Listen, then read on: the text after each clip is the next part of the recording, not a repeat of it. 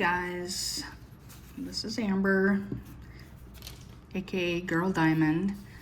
I am going to be doing a weapon chat today. Hopefully it's going to look okay. I don't have the best lighting. This tripod that I picked up, I just picked up with the cheapest one I could find at Walmart, so it's not wonderful.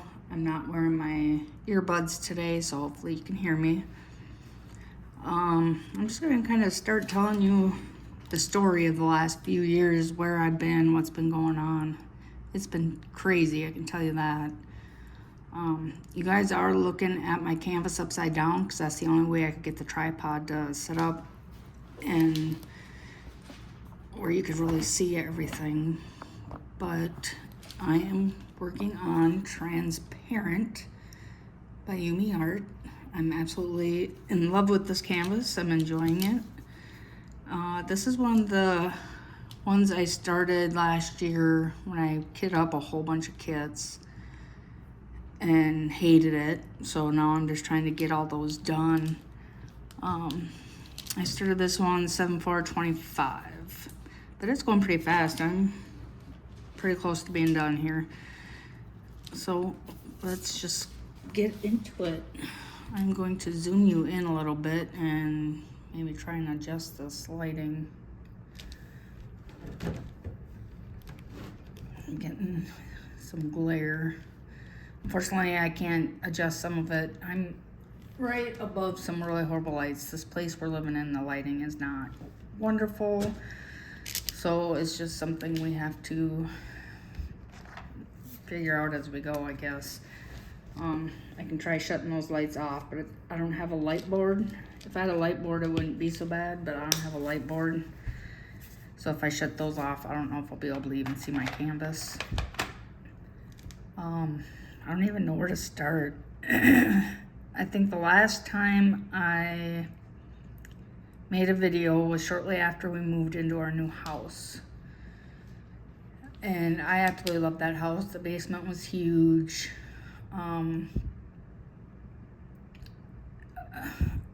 I don't know, we changed the basement around a lot. Hold on one sec, this is gonna be loud and I apologize. I meant to do this before I started. We ended up with an arcade in the basement. My husband had picked up a bunch of arcade games and an 85-inch TV, and that's what I used with the PlayStation, or you know, where we watched our movies and stuff like that. And my diamond painting area changed to a different spot where I wasn't back in a corner. And that last video I showed where my diamond painting stuff was, that was actually where the arcade went. We got some saltwater fish tanks. We had 2 of those going, and my husband had picked up a fish, and I kept telling him, because I had been watching videos, and you're supposed to quarantine your fish before you introduce them to your tank in case they have a disease or anything, and he never did that. And I don't remember what fish he got, but they had just gotten it in at the store, and it wiped out our entire tank. And I was just so sad because I had a puffer fish and what else did I have in there? I don't even remember. I told him I didn't want any more fish. I absolutely loved my puffer fish. He would spit water at me, and it was just, I don't know. I think I have a video of it. I'll try and add to one of my clips one of these days. But anyways, a couple years later, about 2020, 2021, my dad had gotten a hold of me, and he was in the hospital because he was having issues with his lungs, and they thought maybe he had lung cancer, and they went in and to do a biopsy, and they ended up collapsing his entire lung. And he didn't have lung cancer. It was just like scar tissue or something. from when he had gotten sick. I think a lot of his issues came from work. It was crazy though, because he retired, and the minute he retired, then that's when he started having all these health issues. But he never wore a mask at work, and he worked at a rendering plant. So they recommended they wear a mask, but they never reinforced it. So I think a lot of his lung and some of his other later issues was probably caused from work. But he got better. And then, when the big C hit, my husband, he started to get a fever that wouldn't go away. So he couldn't go to work, and our boss, because we both worked at the same plant, I was a supervisor in the ready-to-eat area, and then he was the IT person, IT director. But he was the only person that worked in his department. He didn't have anybody underneath him. So our boss was getting mad because he was calling in every day, or, getting a hold of him and saying, look, I still have this fever. And he had about 3 COVID tests, and they kept coming back negative. And they had originally said, you have to take the COVID test. If you still have a fever in 48 hours, you can come back and we'll see you. So he went back, and they said, oh, well, it was probably a false negative. So they made him take another one. So he took another one, and then he went back, and they said, no, you have a fever, we can't see you.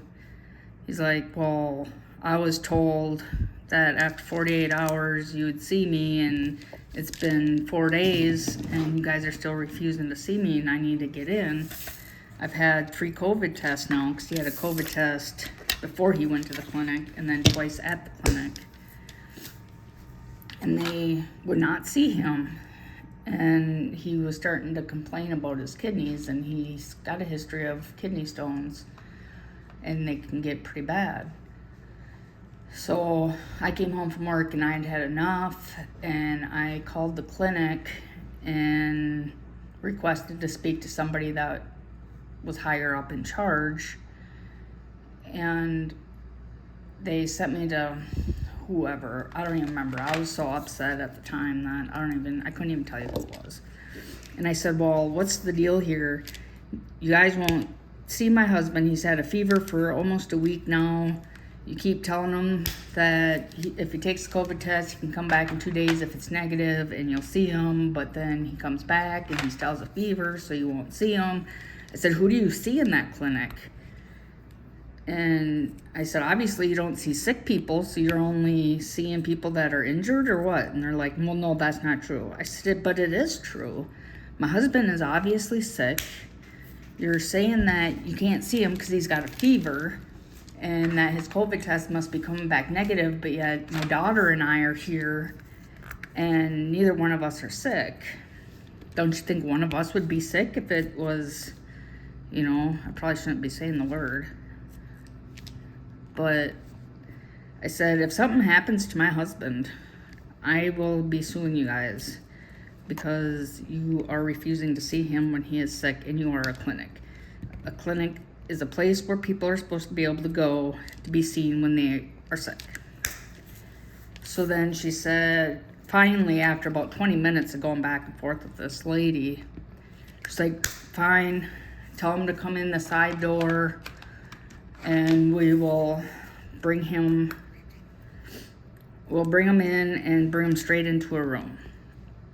So I had my daughter, and I couldn't take her. I said, well, let me just drop my daughter off at my mom's, and then we'll be up there.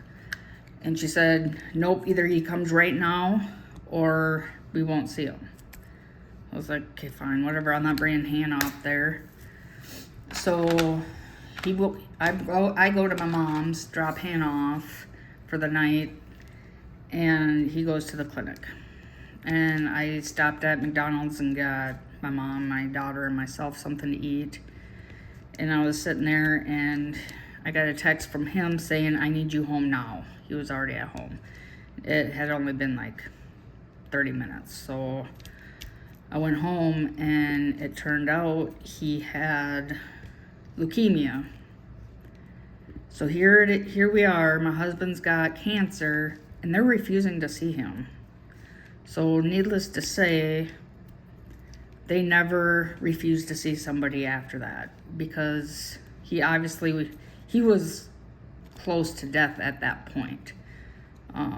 When they did his bone biopsy, he was at like 90% leukemia, and I don't even know how he was still alive, to be honest. Like, he literally had no time. The doctors in the bigger town next to us called. They wanted him up there that day, and he refused. He said, let me have one more day with my girls before I go get stuck in a hospital. So he called his boss and told him what was going on, and the next day we admitted him to the hospital. We had bills and stuff to pay, and that hospital was an hour and a half away, so I couldn't go up and see him all the time. So, and I think at that time I was working 6 days a week, so I would go up Saturday after work and spend a couple hours and go home. He was stuck in the hospital for well over a month. Well, then about a year later, he was cleared. He wasn't stuck in the hospital for a year, but he was stuck there for about a month and a half, 2 months. I don't even remember. It's a blur. I know I didn't diamond paint. I lost like 40 pounds. I just would go to work and then I'd come home and just kind of sit there wondering what's going to happen day after day. And I think he went in the summertime, and I think he was cleared right around Christmas time. It was right before Christmas, I think. Well, then about 6 months after he was cleared, I get a call from my dad, and he's got throat cancer. It's like, what is going on here? It's like one is cleared and then the other one's sick. They're just starting this whole ping pong match between the two of them. So, okay, keep me posted on what's going on. He had to make a decision. Either he did radiation and hope that it took care of it, or he could have his voice box removed because cancer was in his voice box. So he decided to try the radiation first, because if he had his voice box removed, he wasn't going to be able to talk, and he was already struggling to talk the way it was. Well, the radiation worked. He got cleared eventually, and the cancer was gone. Well, then a couple months later, it was Christmas time. My husband's not feeling well. And when you have cancer like that, if you've never had cancer or had a family member that had cancer, they test you constantly. You're getting tested monthly, or, it lessens as time goes on, but you're constantly getting tested. If you ever have fevers or whatever, you're supposed to go in so they can check your blood work, and it's constant. I mean, and unfortunately, when you get chemo, chemo kills cancer, but it also can cause other cancers. So it's kind of, I don't know, seems like a lose-lose situation in my opinion, because I know he was supposed to have all these different tests he's supposed to be doing, and he won't do it. Like the colonoscopy is like, he will not do it. And the doctors keep telling him, because of the chemo and everything, you're more apt to get any other kind of cancer. But he won't do it. Well, then he did his blood work and everything. It was that time anyways, around December, mid-December, early December. And a few days before Christmas, we get the call saying his cancer's back. So when you have leukemia, if it comes back, you don't just go through the chemo treatments. You have to have a transplant. And for a transplant, he was adopted. Typically, they want to use a family member. They want somebody younger. And he didn't have any family members because he was adopted. So they have to find you a match. So basically he has to get treated and then continue to get treated and wait for a match. Well, luckily they have a program where people can donate their bone marrow, and they were able to find him a match that was actually surprisingly close, which we were supposed to get the information so we could, contact the person, and might have to call the hospital again. But anyways, it was like a 90-some% match, which was incredible. They didn't expect to find that close of a match. So he went in, and the treatment is so rigorous and so hard. They have to do a chemo treatment, like heavy duty, what did they call that one chemo? The Red Devil, I think it's called, because it just tears you down like big time. But he had 2 or 3 different treatments he had to do. And then once his body would build it back up, I mean, he was in the hospital for 3 or 4 months, and then he had to stay in this house. It's kind of like a Ronald McDonald house for adults. He had to stay there for another like 3 months. And he did okay through all the treatment and everything. He was out walking around, this, that, the other thing. And then the transplant day came, and he felt fine afterwards, and they said, take it easy, blah, blah, blah. The next day, I don't think I heard from him hardly at all for a few days after that. Once he got that transplant, it just tore him down.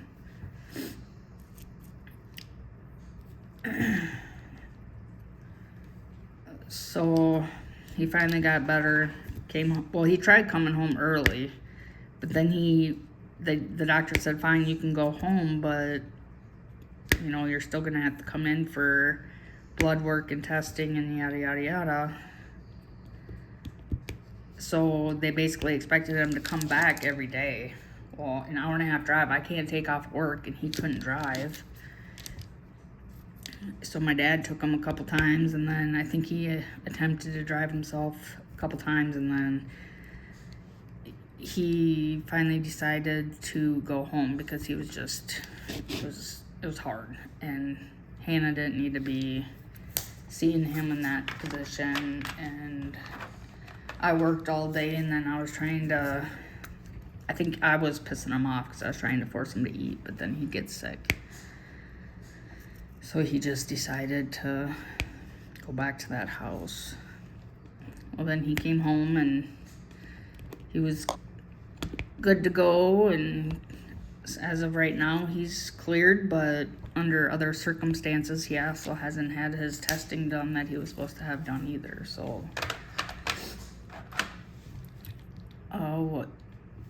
what would be next here? My dad, like I said, ping pong. I get a call from a hospital. They left a message. Didn't say who it was in regards to or nothing. So I called back. I didn't know which one to call. I was going through my family members. The only ones that would call me would be from my mom or my dad. I called my mom first. She answered, wasn't her. So I started calling. I called the one in Wilmer because I know my dad dealt with a lot of people over in Wilmer Hospital. So I called Wilmer, And regardless of the fact that he wasn't in Wilmer, I would have thought that they would have had information on him, but maybe nothing was really in the system yet either. Because it's the same clinic. I mean, it's Avera, but apparently it was actually, or not clinic, hospital, but he was actually in Redwood Falls Hospital. But I couldn't figure out what it was about. And I went to work the next day and I was still freaking out. I wasn't able to get a hold of my dad. I tried calling him. This canvas isn't very sticky. I tried calling my dad's girlfriend. She wouldn't answer, so I didn't know what was going on. So of course I'm freaking out, wondering what's going on. If it's, I cannot get this to stick on here.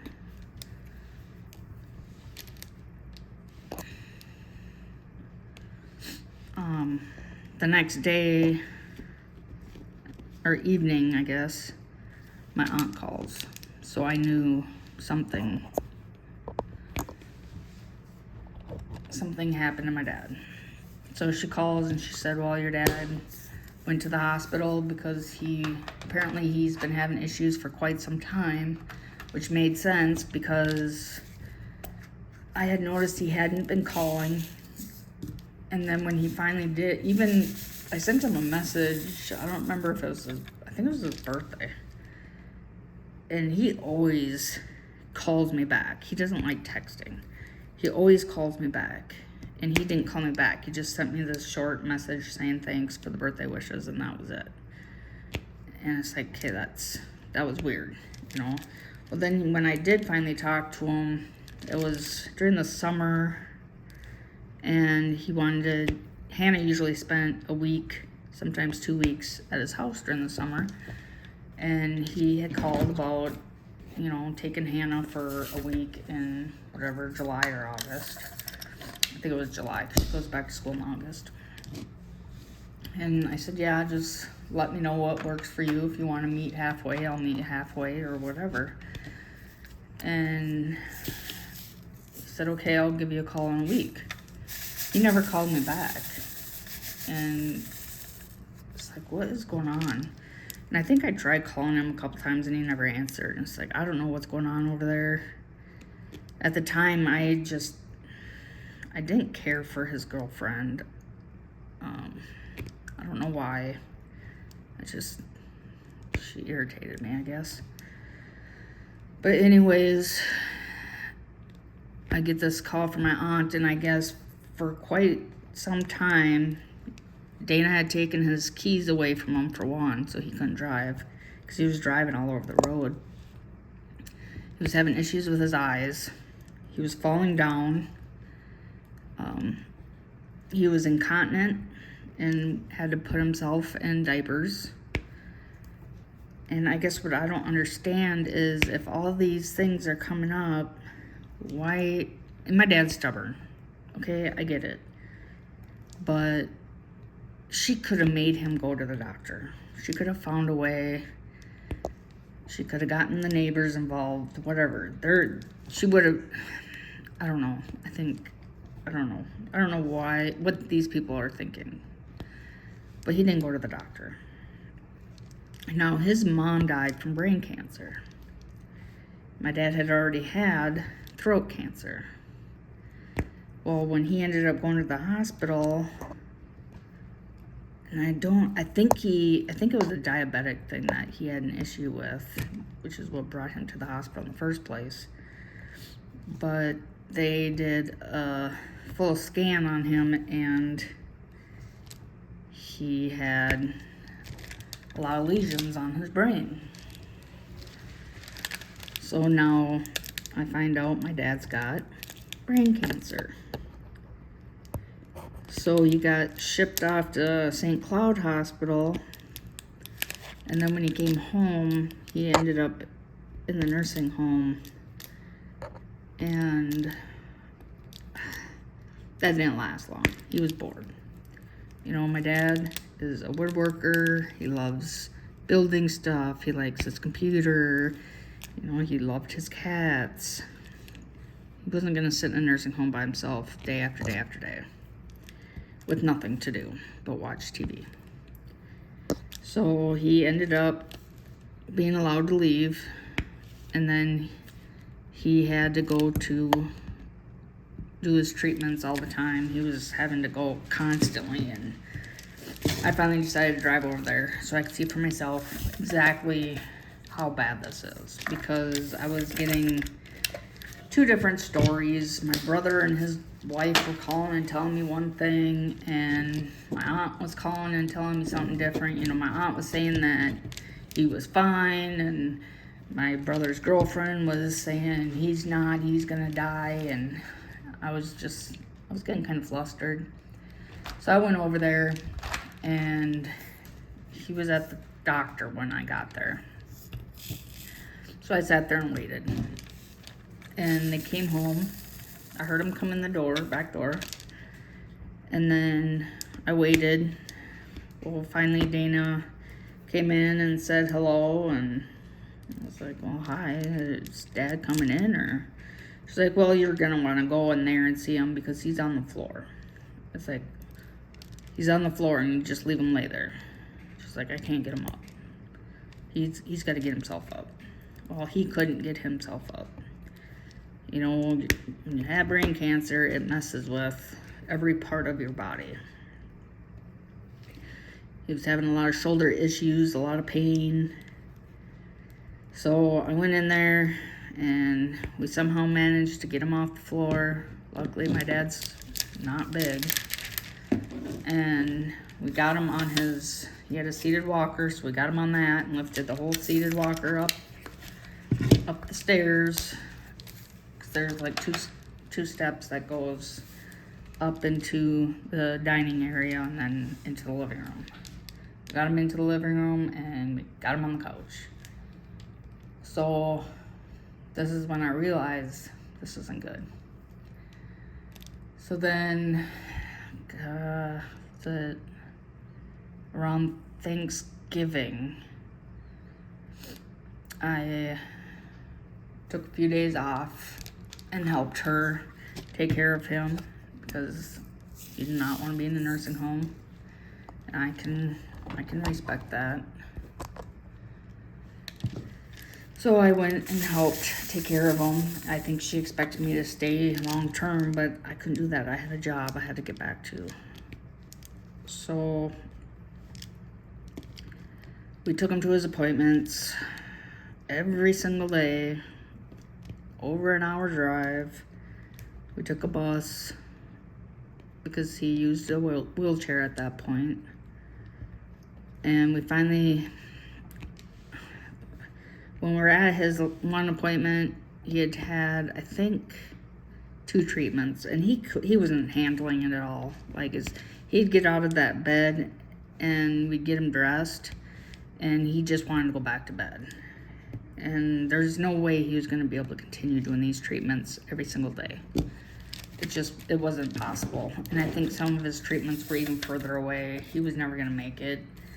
His back hurt, his bottom hurt from just sitting up for those 5-10 minutes. He couldn't do it. So we were talking to somebody that worked with, I think, hospice, and they were trying to get him on that. So I knew the doctors knew that he wasn't going to make it. These treatments weren't going to do it for him. Because at that point, he had so many lesions on his brain that it just wasn't going to happen. And chemo wasn't going to be an option. I mean, seeing what my husband went through on chemo, my dad wasn't going to be able to handle that. And he would have been stuck either in a hospital or in a nursing home, which he didn't want. So he finally made the decision to stop treatment. So December came, and I got really upset because when we left the hospital that day, I sent a message to my aunts and said, look, he decided to stop the treatments. It's just getting to be too much. And my one aunt she texted back, yay. And I was just, what in the world? Like, why would you say that? You're celebrating your brother dying. I don't know, you guys. I don't understand people. But needless to say, he passed away December 26th of 2025. So that was just, I don't know, it was heartbreaking. And to top it off, the summer after that, the plant my husband and I both worked at shut down. One day we all had jobs, and the next day we didn't. So we're freaking out because what in the world are we gonna do? We've been working here for, I was there for almost 9 years, I think, and he had been there for over 10. We were making really good money, like really good money, and we had bills showing that we made really good money. I had bought a brand new car. My car payment's $700 and some a month. Our house payment's $1,300 a month. His truck payment's about $500 a month. We never expected to both be jobless, especially at the same time, and we didn't know what to do. So we applied and applied and applied and applied, and I finally got hired as a pharmacy tech, making $18 an hour. I liked the job, but the way it was ran, I didn't care for so much. They had a lot of college kids there that once summer ended, they wouldn't work. Well, I understand college students need jobs. I'm not heartless or anything, but to not fill those spots when they're gone and leaving us working with only 2 people in an extremely busy pharmacy is a little ridiculous. Stuff wasn't getting done, and I was just so overly stressed from the lack of staff, and people are getting mad because their stuff isn't ready. But if I'm supposed to be filling medications, but I'm the only one there, so I'm having to hang up all the bags, because we had another company that sent a lot of our stuff over, so we had to bag their stuff and hang it up, and it had to be in alphabetical order and yada yada yada. Well, I can't check people out, fill medications, hang all these bags up all at the same time, plus try and keep the pharmacy somewhat clean and organized.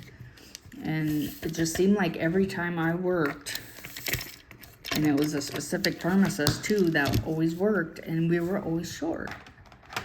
And it's like, you gotta hire people to cover these shifts that these people don't work.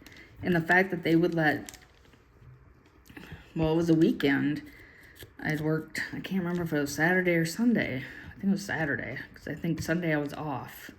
So they put me down to work Saturday, but I was the only one. And it was just me and the pharmacist. And the pharmacist isn't gonna pitch in. They just do their computer stuff and let me struggle with everything else. I mean, they won't fill the medications, but they just do the double count on the narcs, and that was it. And I was just getting frustrated. And then my husband finally got a job. Well, between him and I, we were making half the amount that we were making when we worked at Symbols. So it's like we were struggling. It was hard. Well, then he talked to his old boss who was working at a plant in Idaho. And finally he said, you know what, screw it. We're gonna go to Idaho. So that's where we are now, is Idaho. He is making a little bit more than he was making over at Symbols. But I cannot get anybody to call me back. I've applied for so many jobs and cannot get a call back from anybody. And it's just, I'm so frustrated. I don't know anybody here. I like it here, don't get me wrong. It's beautiful. Idaho was never a thought in my mind for a place I'd want to live. And I like it here. People are so friendly around here, and it's just, it's absolutely beautiful here. With the mountains, and yeah, I'll hope to do some exploring this summer when it's a little warmer, but I'm stressed. I have all my credit card companies. I haven't paid my car payment 2 months. I was supposed to get the money from my dad the beginning of this month, and I've yet to see that. We were supposed to get the money for selling our house after the contract. We did a quick sale on the house. So basically we sold it to a guy that was going to turn around and sell it. In the contract, he said after 45 days, we'd get paid whether he sold the house or not. Well, 45 days was up on Christmas Eve, and we still haven't seen the money. We owe the moving company $7,000 before we can get our stuff. My daughter doesn't have her clothes. She doesn't have her bed. She doesn't have hardly any of her stuff. I don't have most of my clothes. All my diamond paintings, my wedding ring, just everything. You know, all we have is, we were able to get, because I had asked them, well, if we pack, I don't even know how to explain this.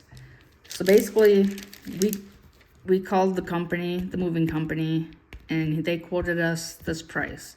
My husband took a video of everything we were going to take, and he said it would cost like, I don't know, I think it was like $2,500. It's like done. We borrowed the money from our boss, old boss, my husband's boss now. And when the moving company was supposed to show up, they called and said they were running late, asked if we still wanted them to come that day or if they wanted them to come in the morning. And my husband said, no, I need to get going.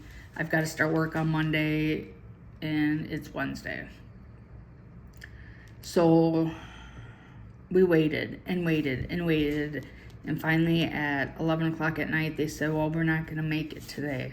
We'll be there tomorrow. So we're expecting them to show up the next morning. Because 11 o'clock at night, it's like, yeah, well, we don't want them to show up now anyways. So then the next morning comes, and we waited. Got to be noon. Still hadn't heard nothing. Waited. They finally showed up at 9 o'clock at night. Okay, we haven't hardly slept in 2 days, and then they don't show up until 9 o'clock at night when they said they were going to show up in the morning. So I'm already extremely pissed off. So he shows up, he comes in, and my husband starts showing him around of all the stuff that, you know, they need to move. And the guy's like, as soon as they're done, he's like, okay, I don't understand what's going on, but I was told that you had no furniture and you had about 100 boxes. And my husband's like, what? He said, I took a video of everything that needed to go, what furniture we were taking, and sent it to the guy. He said, well, you realize that we're contracted through somebody, so it doesn't, whatever he said isn't going to go with what the moving company said. Well, why didn't the moving company get a hold of us beforehand then? Why did we even send this video to this guy? So we're sitting in a spot like, what do we do? If we cancel, we're not, because we had to pay I think $2,500 or something before the movers came. And because the whole thing is weird. Like, you pay the people that find the movers for you X amount, and then, well, it'd be a percentage of the total cost. And then you have the moving people, you pay them X amount, and then the people that deliver is a different set of people, so you have to pay them a different amount. So each person, it's strange. And I had a bad feeling about it the whole time, and I told my husband that, and he's just, oh, no, it's good, blah, blah, blah. Well, then we're going back and forth with these people for 2 hours, and it's like, look, I don't know what to do. I said it'd be different, because I asked them, I said, well, can you pack everything and then just deliver what you already had us down for? Well, no, we don't do it that way. So then we were going back and forth on what we're going to take, trying to figure out how we're going to get a moving truck, because we're not going to be able to get like 80% of our belongings otherwise. Well, finally he's like, well, let me talk to my boss. So he calls his boss, and they agreed that if we paid X amount up front, then they would do it that way. So my husband and I were going back and forth arguing, because he kept wanting to put the washer and dryer on the part that got delivered first, and I didn't want to. I wanted to do other stuff like my daughter's bed. And we ended up, I finally gave up. I said, tell him what you want and just whatever. Well, then, so of course he put the washer and dryer on there, and it's like, I can go to the laundromat for a few weeks if I have to. Well, then originally they said that, well, yeah, they'll come in, they'll pack everything, you don't have to do anything. Well, I had already packed most of the stuff. And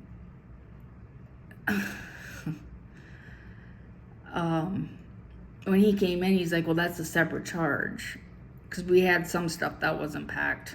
A majority of it was. He said, well, we'll pack the rest of the stuff. And he said, let me calculate, and I'll let you know what the estimate's going to be. He said, oh, well, it'll be like 7,000 on the low side, 10,000 on the high side. I'd say it'd probably be somewhere around in the middle. Well, it ended up being on the high side. So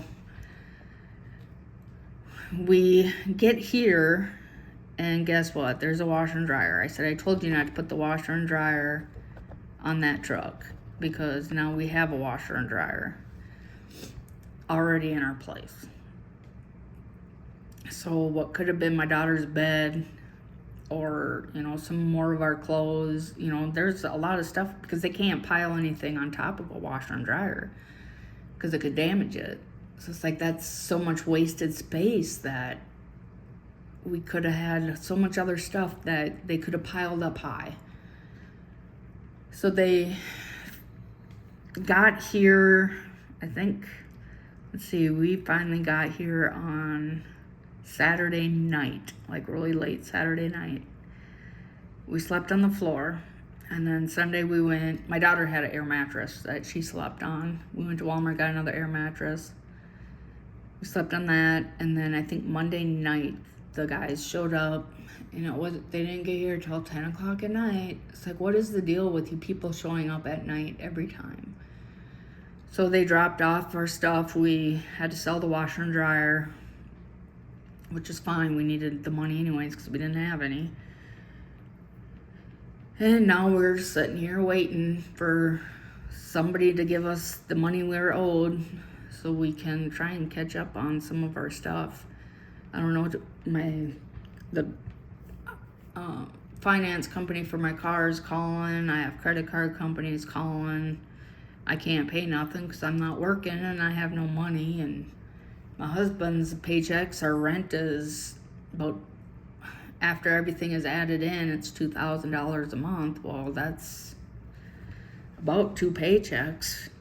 So that leaves 2 other paychecks for the electric and groceries and things my daughter needs and cleaning stuff. And, you know, without our stuff, we're replacing some of it.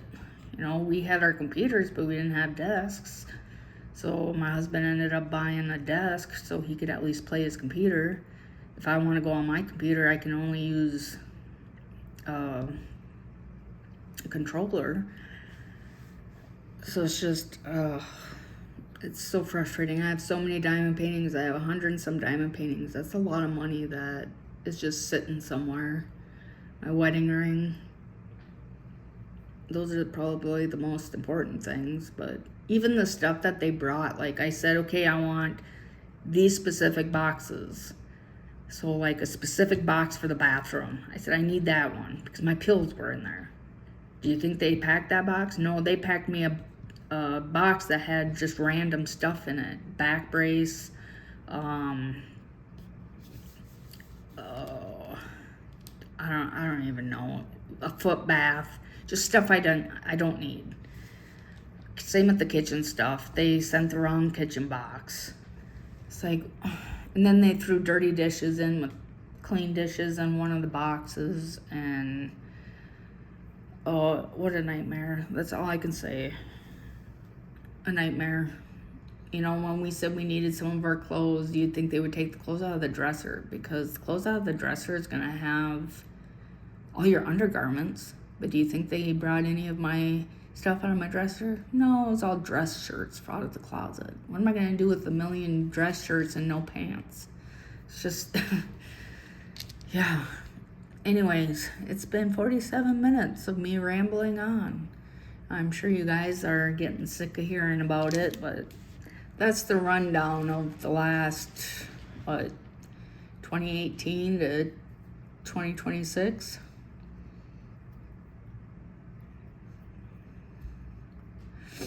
Seven years. It's been a wild ride, and I just hope things get better soon, because it's hard to get up in the morning. If it wasn't for the fact that I had to get my daughter up every morning at 7, who knows if I'd even